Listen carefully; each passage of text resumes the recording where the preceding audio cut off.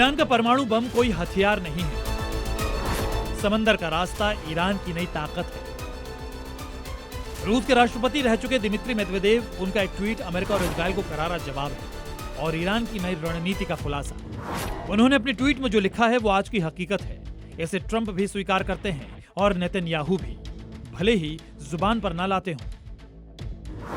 Dmitry Medvedev ने लिखा, America और ईरान के बीच हुआ सीज फायर आगे कैसे चलेगा ये अभी साफ नहीं है, लेकिन एक बात तय है कि ईरान ने अपनी ताकत दिखा दी है। ईरान का असली परमाणु हथियार कोई पारंपरिक हथियार नहीं बल्कि स्ट्रेट ऑफ हॉर्मुज है। इस समुद्री मार्ग की क्षमता अपार है और यही ईरान का सबसे बड़ा रणनीतिक हथियार बन चुका है। इसका टेस्ट करके ईरान ने अपनी ताकत सबको दिखा दिया है। ये 100% सच बात है कि ये युद्ध में ईरान ने इसे साबित भी कर दिखाया है।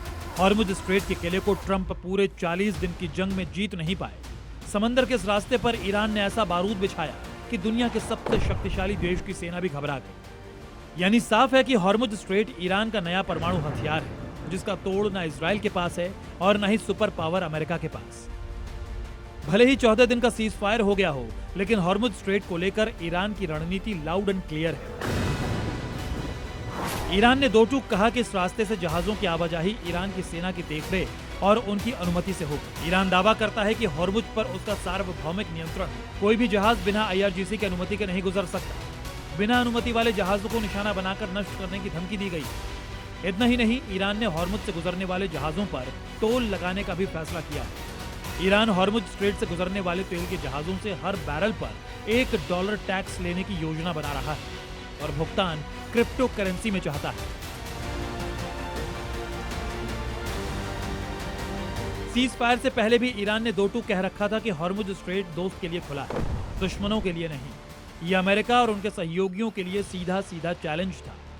लेकिन सीज फायर के बाद ट्रंप ने कहा, अमेरिका स्ट्रेट ऑफ हॉर्मुज में जहाजों के ट्रैफिक से निपटने में ईरान की मदद करेगा।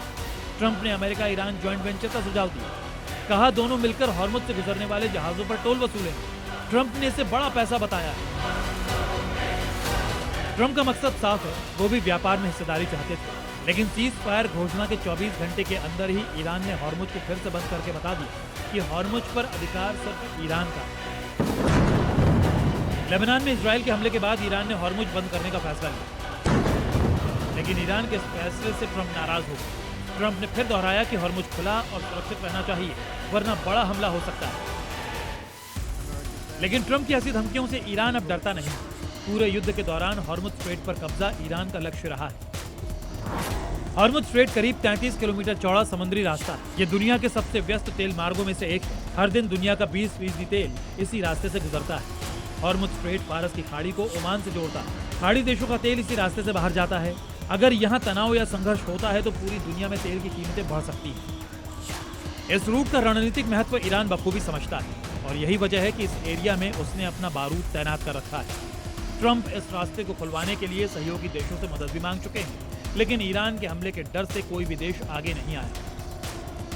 रूस के पूर्व राष्ट्रपति दिमित्री मेदवेदेव ने यूं ही इस रास्ते को ईरान का नया न्यूक्लियर हथियार नहीं बताया है। इस युद्ध में हॉर्मुज स्ट्रेट ईरान के लिए ट्रम्प कार्ड साबित हुआ है। ईरान ताल ठोककर इस रूट पर अपना दावा ठोकता है।